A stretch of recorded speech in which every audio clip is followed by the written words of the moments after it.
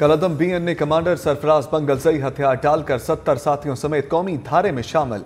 इंकशाफ किया, भारत की पाकिस्तान मुखालिफ सरगर्मियों का सबसे बड़ा मरकज बलूचिस्तान है। भारत से पैसे लेकर अपने ही लोगों का खून बहाया जा रहा है।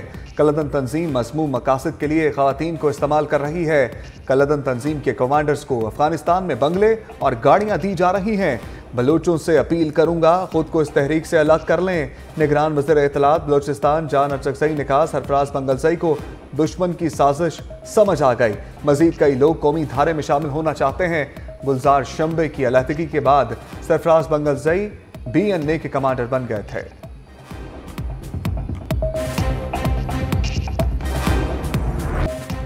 साबिक चेयरमैन PTI किसी शाही हुक्मनामे पर नहीं, अपने मसाइल की वजह से जेल में है। कोई चला घरा करेगा तो उसको नताइज का सामना करना पड़ेगा। निगरान वज़ीर आज़म अनवारुल हक आकड़ की सवाबी में तलबा से गुफ्तगू। कहा, रियासती इदारों पर हमला हर मुल्क में जुर्म है। इलेक्शन जीतने के बाद कानून बदलना चाहते हैं तो बदल लें। पढ़ा लिखा तबका एहतजाज का हक चाहता है, लेकिन सियासी रवैये पर बात नहीं करना चाहता। सिविल मिलिट्री ताल्लुकात में नाहमवारी की वजह से एक बार फिर 2018 वाले हालात हैं।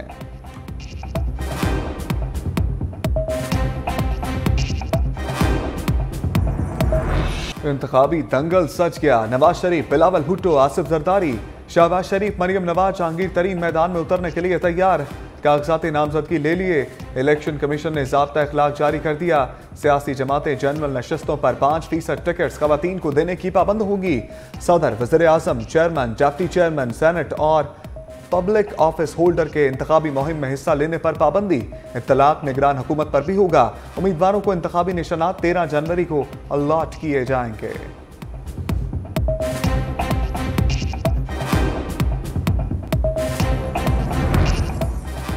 अटियाला जेल से ही फील्डिंग सेट। कप्तान 3 हलकों से मैदान में उतरेंगे। Chairman PTI barrister Gohar Khan और बैरिस्टर अली जफर की अटियाला जेल में बानी PTI से मुलाकात। मीडिया से गुफ्तगू में कहा, साबिक वज़ीर आज़म लाहौर, मियां वाली इस्लामाबाद से इलेक्शन लड़ेंगे। चाहते हैं इलेक्शन में कोई ताखीर ना हो। PTI को इंतखाबी निशान जल्द मिलना चाहिए। Election commission intra party case का फैसला सुनाए।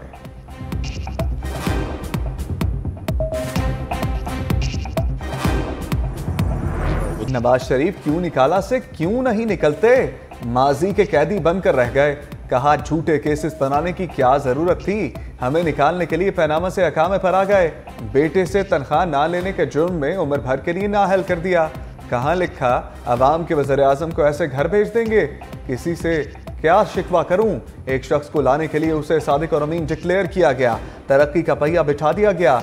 4 दिन तरक्की के बाद हम फिर 10 साल पीछे चले जाते हैं। दुनिया चांद पर पहुंच गई, हम जमीन से नहीं उठ सके।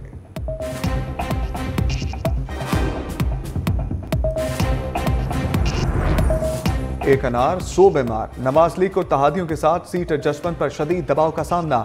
उम्मीदवार ज्यादा सीटें कम पड़ गईं। इस्तेकाम पाकिस्तान पार्टी ने कौमी और सूबाई असम्बलियों की 90 सीटें मांग लीं। MQM पाकिस्तान का भी पंजाब से 5 सीटों का मुतालबा। इत्तेहादियों के गैर हकीकी मुतालबात की वजह से मुज़ाकरात को ब्रेक लग गई।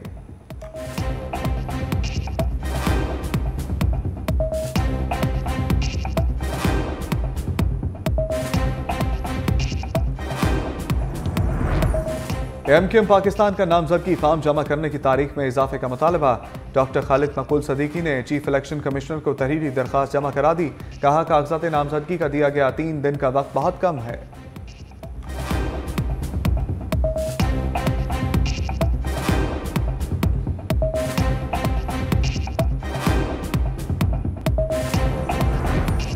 क्या नया साल नवाज शरीफ और जहांगीर तरीन के लिए नई नवीद लेकर तलू होगा। ताहयात नाअहली खत्म होने की उम्मीद पैदा हो गई। सुप्रीम कोर्ट ने आर्टिकल 62(1)(f) के तहत ताहयात नाअहली केस की समाअत के लिए 7 रुकनी लार्जर बेंच तश्कील दे दिया। चीफ जस्टिस कासी फायजीसा सरबराही करेंगे। बेंच 2 जनवरी 2024 को ताहयात नाअहली केस की समाअत करेगा।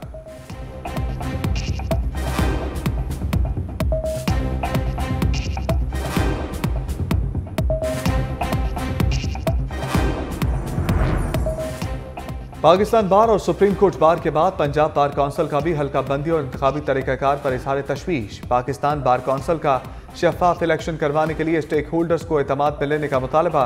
एलामिया में लिखा, इलेक्शन बर वक्त और शफाफ होने चाहिए। सुप्रीम कोर्ट इलेक्शन के अमल में पाए जाने वाले तजादात का नोटिस ले। पाकिस्तान और supreme court bars chief election commissioner पर अदम एतमाद करके इस्तीफे का मुतालबा कर चुकी हैं।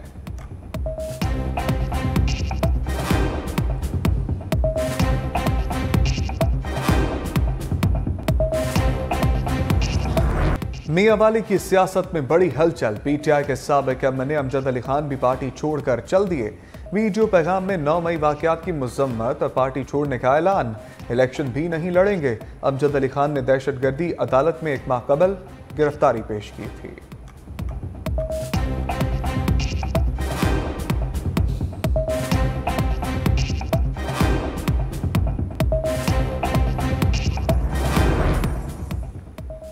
साबिक स्पीकर कौमी असम्बली असद कैसर की रिहाई का हुक्म जारी। डिप्टी कमिश्नर स्वाबी ने 3 MPO के तहत गिरफ्तारी का हुक्मनामा वापस ले लिया। असद कैसर को आज मर्दान जेल से रिहा किया जाएगा। गिरफ्तारी का order chief justice Peshawar high court के अहकामात पर वापस लिया गया।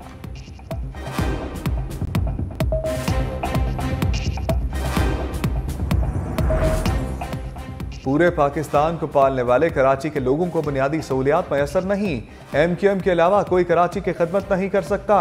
मुत्तहिदा रहनुमा मुस्तफ़ा कमाल ने NA 242 से कागजात नामजदगी जमा करा दिए। कहा बल्दिया में पूरे साल में सिर्फ 6 घंटे पानी आता है। ये पाकिस्तान का सबसे बदहाल हल्का है।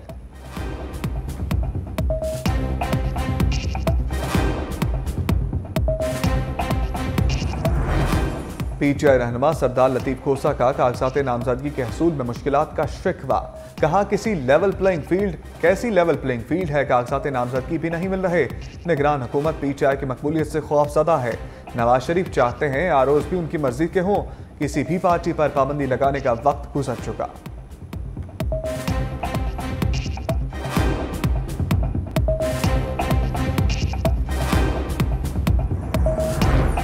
किसी भी खुफिया एजेंसी को ऑडियो टेप करने की इजाजत नहीं। अगर कोई हुकूमती एजेंसी रिकॉर्डिंग कर रही है तो वो गैर कानूनी है। ऑडियो लीक्स पर वज़ीर आज़म ऑफिस की रिपोर्ट अदालत में पेश। इस्लामाबाद हाई कोर्ट में बुशरा बीबी और वकील लतीफ खोसा की ऑडियो लीक केस की समाअत। FIA समेत दीगर इदारों को भी जवाब जमा कराने की हिदायत। जस्टिस बाबर सत्तार ने कहा अगर तमाशा बनाना चाहते हैं तो बना लें। अब वफाकी हुकूमत पर है कि वो केस कैसे चलाना चाहते हैं। अगर हुकूमत ने नहीं बताया तो फिर हम नेशनल और इंटरनेशनल अदालती मामन मुकर्रर करेंगे।